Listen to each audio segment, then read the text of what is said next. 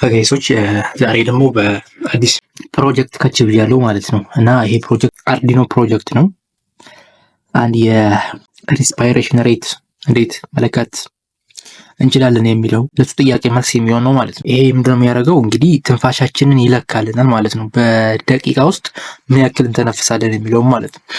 ሶ የተሰራው ፕሮጀክቱ ከአርዲኖ ከኤልሲዲ እና እዚህ ጋር በዘሮች አሉ፣ እዚህ ጋር ደግሞ ሴንሰሮች አሉ ማለት ነው እንደምናያቸው። ሶ ፕሮጀክቱን በደንብ ራን አድርጌ ላሳያችሁ። ራን አልኩት።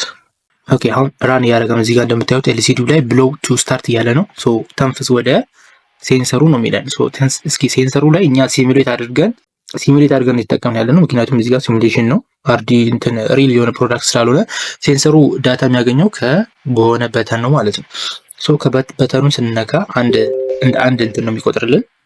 አንድ በተን ተች ስናደርግ ወይም ታፕ ስናደርግ እንደ አንድ ምንድነው ማለት ነው ብሪዚንግ ሬት ነው ማለት ነው የሚቆጥርልን። ሶ እኛ ታፕ እያደረግን እንቆያለን ቢያንስ ለ15 ሰከንድ ማለት ነው። 15 ሰከንድ ሪድ ያደርጋል እዚህ ጋር የምናስገባለት ዳታ።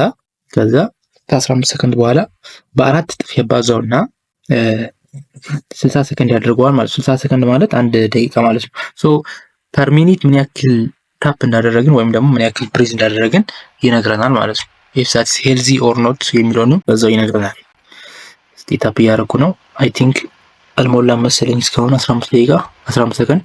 ያው ከጤነኛ የሚባል ሰው ከ12 እስከ 20 ነው የሚተነፍሰው በደቂቃ ውስጥ።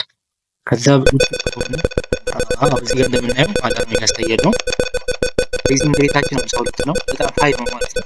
በደቂቃ ውስጥ 52 ብሪዚንግ ሬት ይኖር አይችልም ማለት ነው።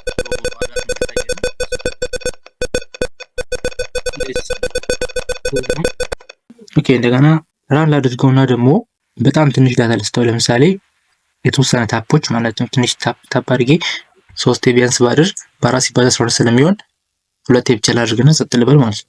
2 ታፕ አድርጌ ጸጥ ብያለሁ። 2 እንደተነፈስኩ ነው አሁን ማለት 2 ሳይሆን 2 ሲባዛ በ4 6 ጊዜ እንደተነፈስኩ ነው በደቂቃ ውስጥ እሱ የሚያስበው። ሶ በአንድ ደቂቃ ውስጥ 6 መተንፈስ በጣም የወረደ ነው።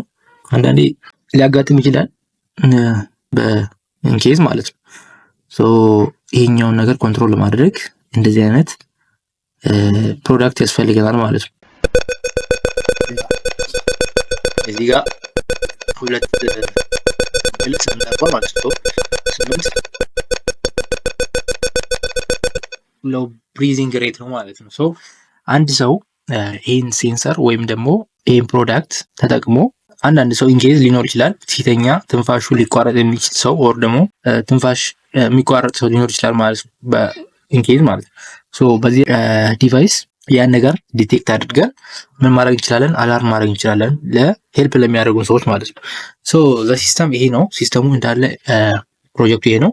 ኮዱን አሳያችኋለሁ ወይም ደግሞ እንደ ዲስክሪፕሽን ላይ አስቀምጥላችኋለሁ።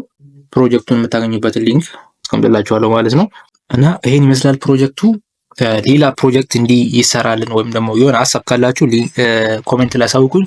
ይመቻችሁ።